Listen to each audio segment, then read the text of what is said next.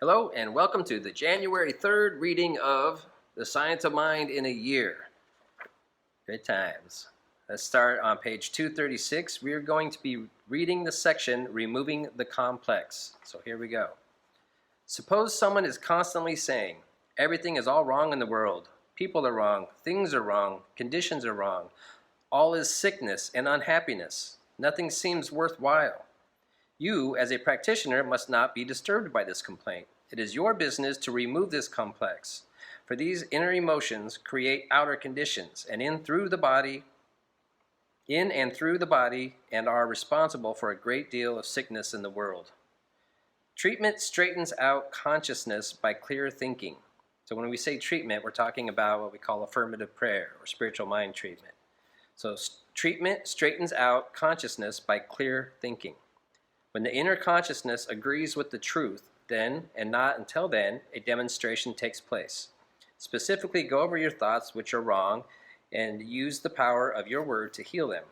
Medical practice takes into consideration the thoughts back of disease, and many eminent physicians probe deeply into the complex, the obsession or the defense mechanism disclosed by the thought of the patient, which resulted in blindness, deafness, mutism, etc. In spiritual mind healing, we recognize that cause is never material or physical. There is only one first cause, but it is often necessary for the practitioner to diagnose the thought of his patient. In fact, this is an important point in healing. This is psychoanalysis, from psyche or soul. Psychoanalysis is the analysis of the soul or subjective mind.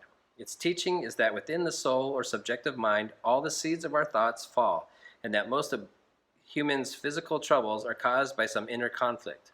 The conscious mind, desiring certain things which it cannot have, sends into the subjective thought opposing desires which conflict with each other and mentally tear or bind, and as they manifest in the body, they produce disease.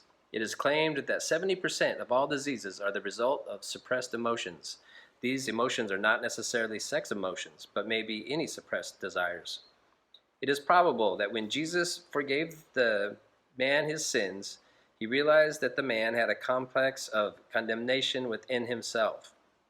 The sense of condemnation which the race holds about itself weighs it down, and it must be removed. This explains why Jesus said, "Thy sins be forgiven thee." It is feeling that hurts. It has been said, life is a comedy to him who thinks, a tragedy to him who feels.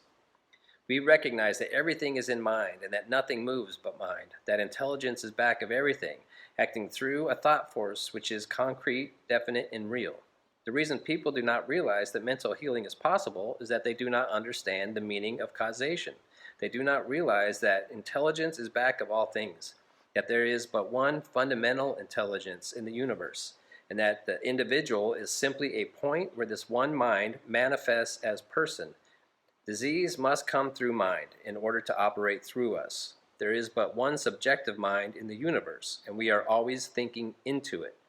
Now, by subjective mind, we're talking about, like in the human level, it's the subconscious mind, but then it's also the creative mechanism.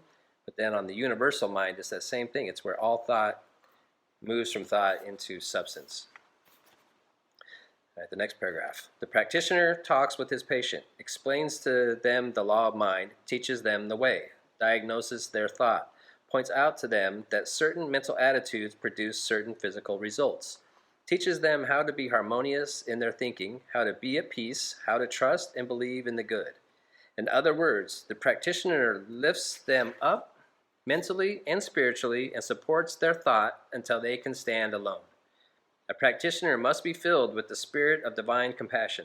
They must have a deep underlying sense of unity and sympathy, else they will do but little good. But they must not have sympathy with the disease. The only guarantee of our divinity is in its expression through our humanity. Consequently, an enlightened soul understands the meaning of sympathy and exercises it, but not morbidly. That's it for that section today. All right, hope to see you tomorrow. Woo!